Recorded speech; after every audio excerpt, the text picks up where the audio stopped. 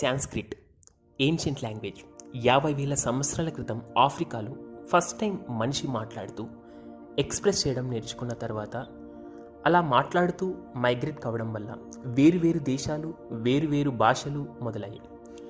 Hebrew అరబీ వాళ్ళకు ancient లాగా ఎలాగో మనకు సంస్కృతం ఏన్షియంట్ లాంగ్వేజ్. ఇది 2000 BCలో పుట్టడం వల్ల దీన్ని గాంధార ఎరా నుంచి వచ్చిందని ప్రతీతి. ఫనిని అనే ఒక స్కాలర్ నుంచి సంస్కృతం పుట్టినట్టు, గాంధార అనే దేశం ప్రస్తుతం ఉన్న పాకిస్తాన్లో ఉన్నట్టు ప్రతీతి. ఇది కేవలం లింగ్విస్టిక్ చదువుకున్న వాళ్లకు మాత్రమే సంస్కృతం యొక్క ఇంపార్టెన్స్, దాని యొక్క ప్రాముఖ్యత అర్థమవుతుంది. ఈ సంస్కృతంలో ఉన్న ప్రతి వర్డ్ ఎక్కడి నుంచి వచ్చాయి అన్న ఒక్క అవగాహన కేవలం లింగ్విస్టిక్ చదువుకున్న వాళ్లకు మాత్రమే ఉంటుంది. ఆ సంస్కృతం యొక్క పవర్ తెలిసిన వాళ్ళు కేవలం లింగ్విస్టిక్ చదువుకున్న వాళ్ళు మాత్రమే.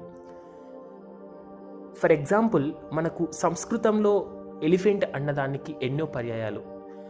ఇంగ్లీష్లో మనం తీసుకుంటే సంస్కృతంలో ఉన్నటువంటి ఒక పదానికి సినానిమ్స్ మరే ఇతర లాంగ్వేజ్లో కూడా ఉండదు. ఫర్ ఎగ్జాంపుల్, ఇంగ్లీష్లో ఎలిఫెంట్ వేరే పేరు చెప్పడం కష్టం, కానీ అదే సంస్కృతంలో గజం, హస్తి, మతంగ, మధ్యమం, కరంగి, కుంజము లాంటి ఎన్నో ఇతరితర పర్యాయాలు కలిగిన ఒక్క లాంగ్వేజ్ సంస్కృతి. అందుకే సంస్కృతిలో మంత్రాలు అంత ఉచ్చారణ అంత పవర్ఫుల్గా ఉంటాయి.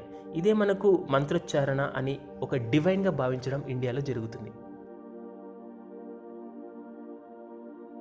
సంస్కృతంలో అందుకే మంత్రాలు అంత పవర్ఫుల్గా ఉంటాయి. ఈ భాషను మనం ఒక పవిత్రంగా భావిస్తాం. ఎవరైనా మంత్రాలు చదివితే మనలో ఆటోమేటిక్గా తెలియకుండా అలర్ట్నెస్ని అబ్జర్వ్ చేయొచ్చు.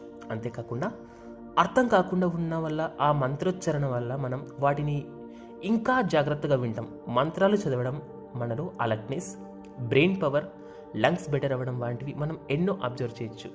బట్ ఇండియాలో కేవలం ఈ యొక్క సంస్కృతాన్ని 1% మాత్రమే మాట్లాడతారు. Like Gujarat, Uttarakhand.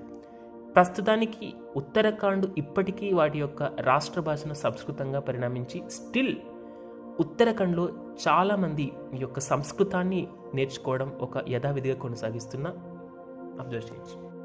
For example, జటాటవి గజ్జలల్ల ప్రవాహ పావ విస్తలి గవేవలంబ్యలంబితాంబుజగపతింబ మాలికం డమడ్డమడ్డమడ్డవన్న నాది వృద్ధ మర్వతం చకార తాండవం తనూతనం శివం శివం జటాకటాట సద్రవింబలీవలిస్వమీనతే విలోలవల్లివామితం తరిస్మనీవ మూర్తిని దగద్దగద్దగద్దగద్దలాల చళ్ళ పావకేకి కీరచింద్ర సీతకీర తిత్య ప్రత్యక్షిణం మమా మమా.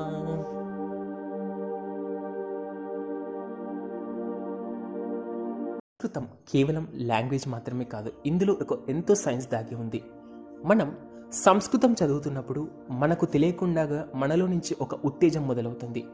ఈ సంస్కృతం మీద అధ్యయనం చేయడానికి నాసాలో ఒక సపరేట్ డిపార్ట్మెంటు కేటాయించి సంస్కృతంలో దాగి ఉన్న సైన్స్ని వెలుగు తీసే పనిలో వాళ్ళు ఉన్నారు. అంతేకాకుండా జర్మనీ, చాలా కంట్రీస్, 17కు పైగా దేశాలు యూనివర్సిటీలు స్టార్ట్ చేసి అందులో సంస్కృతాన్ని ముఖ్యంగా బోధిస్తూ 2000కు పైగా సంస్కృతాన్ని ఇతర దేశాల వాళ్ళు సంస్కృతంలో ఉన్న చాలా మటుకు సాహిత్యాన్ని, సంగీతాన్ని, అందులో ఉన్న సైన్స్ని వెలికి తీసే ప్రయత్నంలో ఉన్నారు.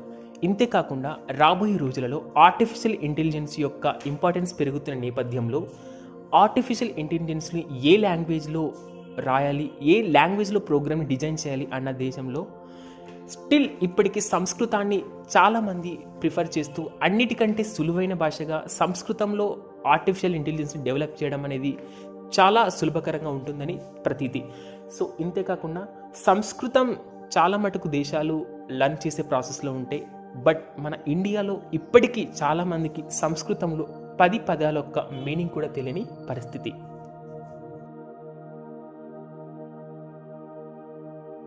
సంస్కృతం మన దేశాన్ని ఏకం చేస్తుంది.